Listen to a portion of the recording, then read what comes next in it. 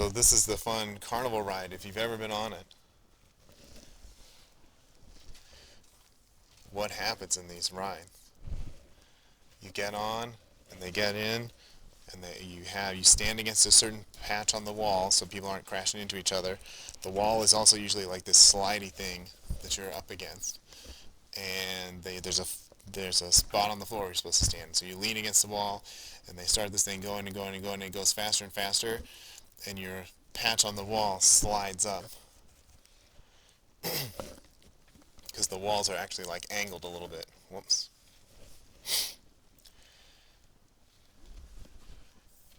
And so you slide up the wall, and then when everyone's slid up the wall, the floor drops out. And you don't need a floor, and you're just pressed against the wall. And I've seen the crazy people who run the rides will actually get up and walk around, don't ever do this, on the side of the wall when the machine is going. And so what's happening is it's going around. They animate it this way, it's clockwise. Oh, that kills me.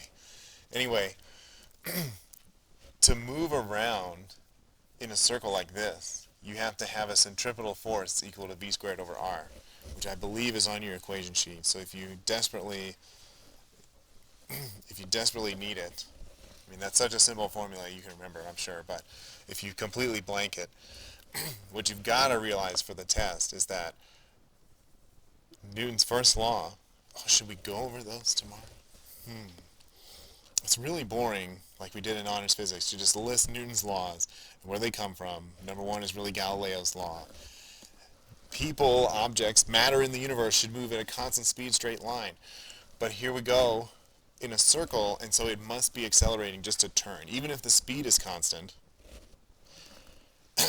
then just to move in a circle requires this acceleration.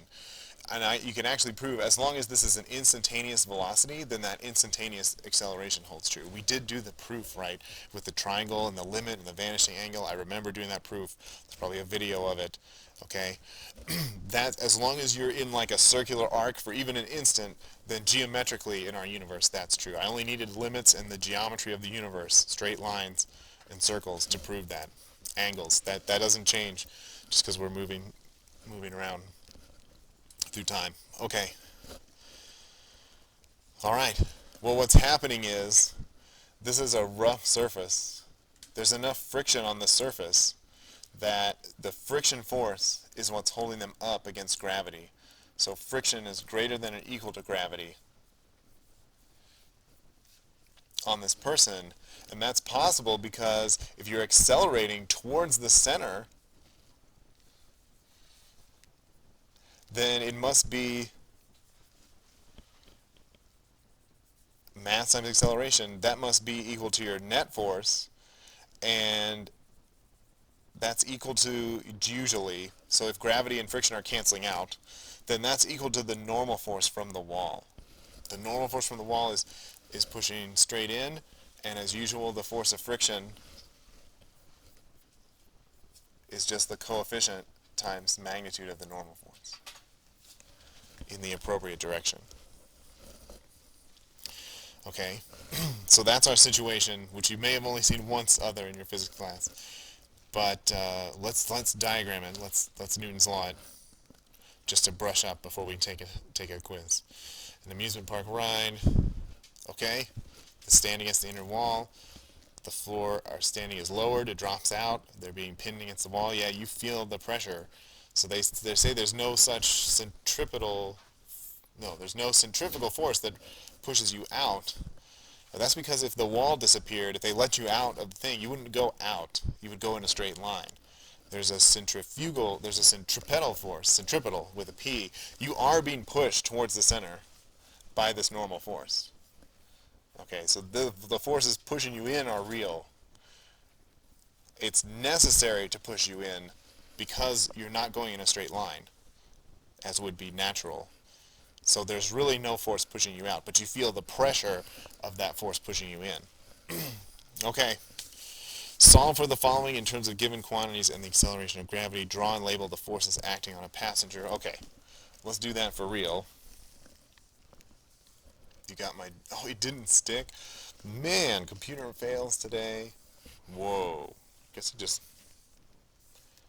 can't do that to me. Alright. I wanted to redraw them anyway. Just took all my scribblings away. But okay. So there's the person on the wall. We'll start over here. Okay, they will of course really have mg going down. There will be a normal force in, which is their mass times acceleration,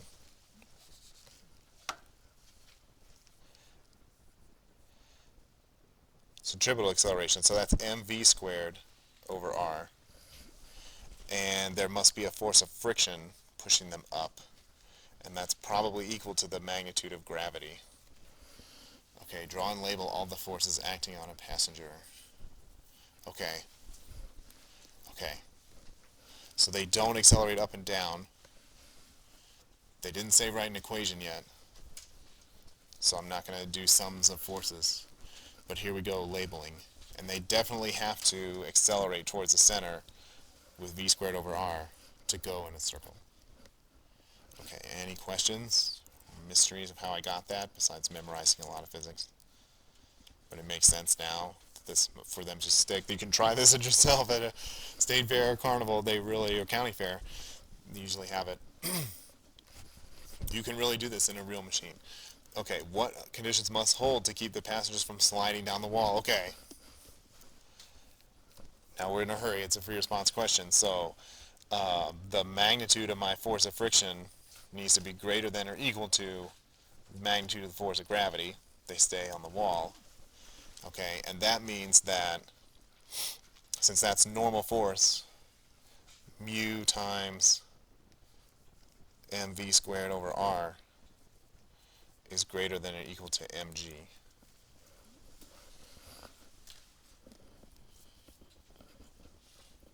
Yep. I think that's it.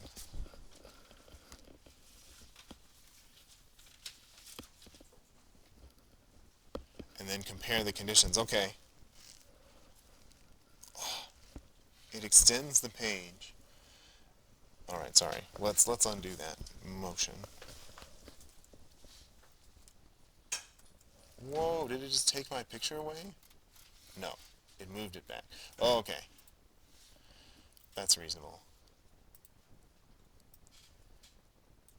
It undid me starting to write this stuff.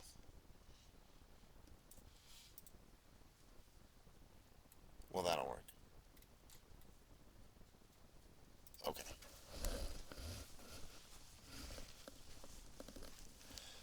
My goodness. Okay. Mu mv squared over r.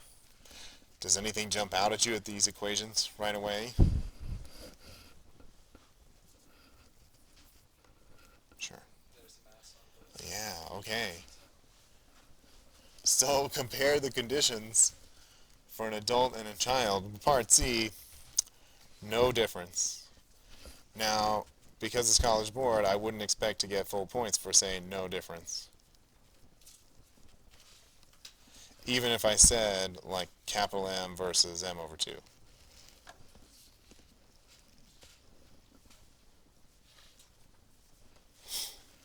Okay. What I might do is showing so, well, I'm scrunching my work because I'm on the board here. You would say mu mv squared over r has to be greater than or equal to g. Oh, centripetal acceleration times the coefficient of friction has to be more than 9.8 for them to stay up. It sure does. You could say the coefficient of friction, better not get too sweaty or anything, has to be greater than or equal to g times r over v squared. Okay, that's another good comparison.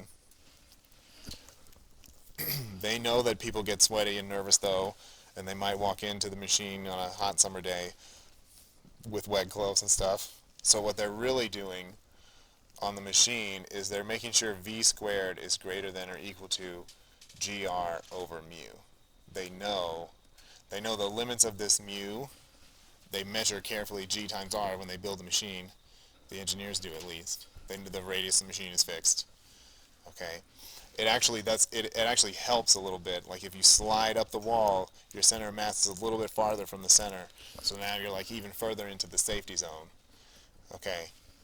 And then you just use the minimum, because this has to be less. They use the minimum estimated coefficient of friction of a person against their plastic wall in there, and say, okay, we keep going fast enough.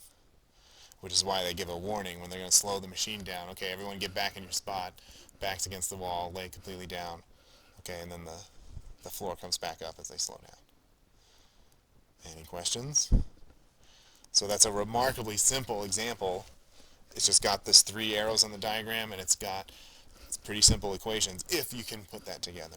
But there's a huge roadblock. If you can't remember your friction and your centripetal acceleration, well, you're like stuck at the start of the problem and nothing.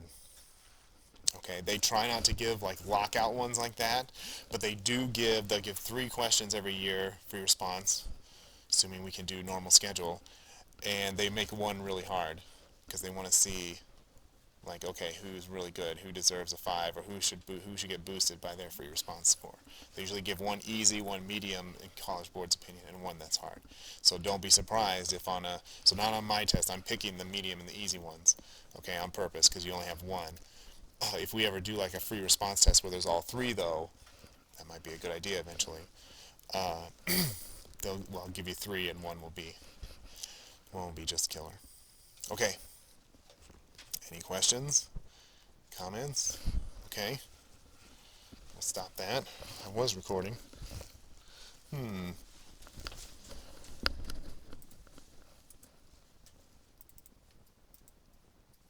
Okay. All right.